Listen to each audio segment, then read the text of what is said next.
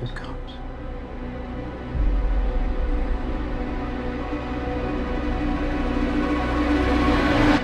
Welcome back, guys. So, a new episode of The Expanse, and I would have thought that what they would have done over here is finish the events of Caliban's war. But instead, and because the events at the very end of Caliban's war kind of slowed down a little bit, they decided to go another way. I do like that as well. So instead of the series wrapping up the events of Caliban's war, ending it with the very same scene that they used to end this episode, what they did over here is bring forward the events of ABADDON'S Gate, start the episode with it, and then update us on the very ending of Caliban's war. But considering this is the beginning of a new arc, this episode kind of picked up quickly, kind of gave us a lot of information, and gave it to us real quick. There is a lot to be grateful about when it comes to the style of writing the series is written with as compared to the books. I mean, the books are one thing, the books are great, but the series itself kind of knows how to adapt this for TV, and that is pretty good. Gonna be going into detail over this one aspect in a moment here. But without further ado, and in the spirit of not wasting any more time,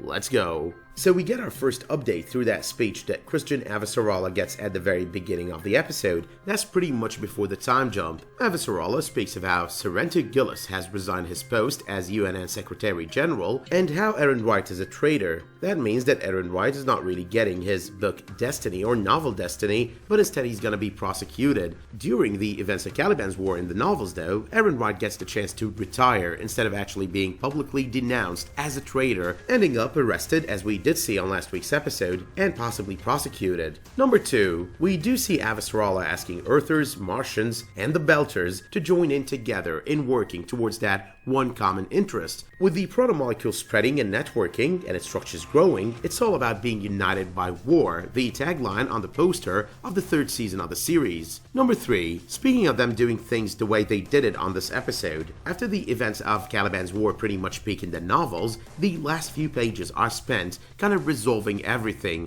tying up all loose ends. And when you try to do that after the biggest resolution of all has been presented, things kind of start slowing down. So instead of spending an episode, a boring episode, kind of telling you this guy went there at the orders of this person, this guy did that, what they decided to do instead is they try to tell you where everyone is at the very moment. That pretty much suffices, and that does as well help them not slow events by a lot. That helps them make sure that things do not end up boring after having significantly peaked at the very end of episode 6. So to sum up, because these are not the final moments of the season, this is not the end of the season, it would probably be silly to do that kind of slowing. The series instead decided to jump right into the events of ABADDON'S Gate, while picking up the pieces from the final arc of Caliban's war in the books, which as you all know happened to be the first arc of the season. Number 4, we've got the YQ events that happen as early as the beginning of ABADDON'S Gate in the books. The way this part, with this totally new face to the events, kind of takes a lot of time working itself out in the episode, kind of reminds me of Solomon Epstein, the Epstein Drive episode on season 2, that being episode 6 if I remember correctly. So yeah, that seems to be a trope now. Every single season we're gonna get this one episode where we get this guy we don't know at the very beginning doing this thing we don't understand if we haven't read the books yet. Number 5, the announcement of Anderson Dawes, whom by the way we will not be seeing on the season in person,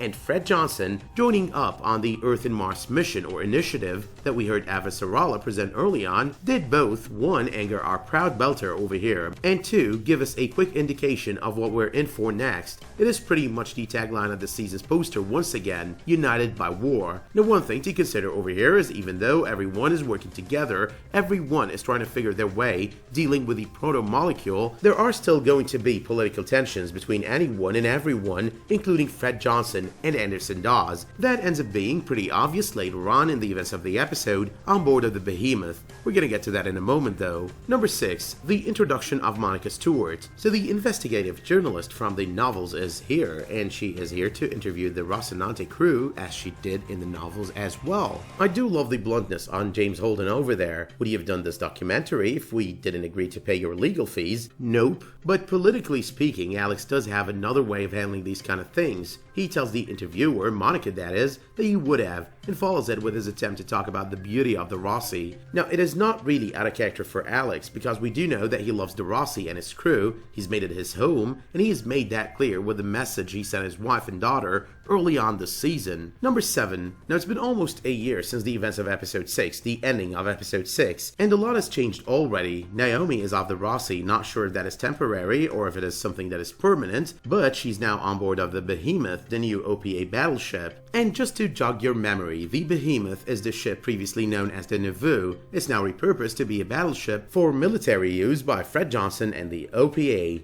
That though brings us to number 8. There are a couple of deviations over here and on a couple of levels. One, as ABADDON'S Gate starts, Naomi, if I remember correctly, is supposed to be still on board of the Rossi. And 2, Drummer was supposed to be nowhere close to the Behemoth, but instead, and as previously speculated, she is right there, only instead of being second in command to Ashford, she is commander of the Behemoth. So I'm not really sure if they're going to end up making her into either Bull or Michiopa from the novels, but it is still a possibility. We do know at least that they have foreshadowed the Ashford destiny from the novels, him becoming the commander of the ship, during that conversation that he does have with Drummer halfway through the episode, when she does confront him with the fact that he probably wants to end up being commander. The mention of Ashford though does bring us to number 9. The arrival of Ashford on board of the Behemoth brings an old familiar face to our screens, Diogo. And if you do remember, Diogo has already done enough crap against Tycho in season 2, helping Anderson Dawes with the abduction of Cortazar. But number 10, so as I did mention before on a previous video, the introduction of Anna prematurely and before her actual introduction in the books, her introduction during the events of Caliban's War on the series, all of that put together did help get into her story right away on the second arc of the season and without slowing things by a whole lot. You always need to remember that the start of the second half of the season is usually way slower than the final episode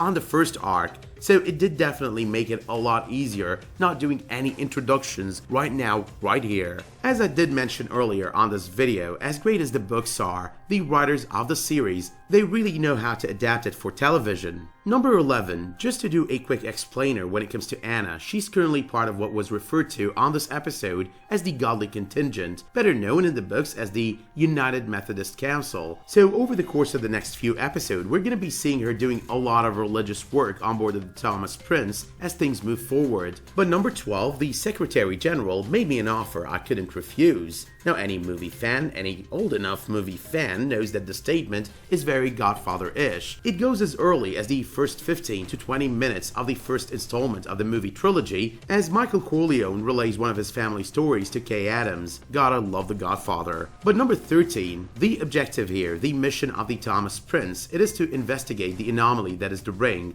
the construct created by the proto-molecule. Now I do not remember clearly how that worked in the books, but if I do remember correctly, it was an anomaly within the ring that they were investigating rather than the ring itself. Number 14, not sure if anyone is seeing this, but Monica seems to be taking a liking to Amos. This is gonna be fun watching it going forward, if it does go forward. Now she does get under his skin mentioning his mob days in Baltimore, which is revealed in the CHURN, a novel that's been released and set as a prequel to the events of Leviathan Wakes, detailing the earlier life of Amos Burton. Gotta say though, I do love the acting of Anna Hopkins in the role of Monica over here. Now she is the one who portrayed the role of Samantha Clayton on Arrow Season 5, and right here you could see what way better writing does in bringing out an actor's talents. Number 15, we know that Bobby is back with the Martian Navy doing her good old job, and no more part of the crew working for Avasarala, but I gotta say, I love the friendship that she has developed with none other than our good old friend Alex Kamal. Number 16, so I will not spoil out of the novels, but Melba over here, she's going to be a big surprise going forward. As noticed, due to the explosive package that she's hiding, there is something behind the newly introduced Earther,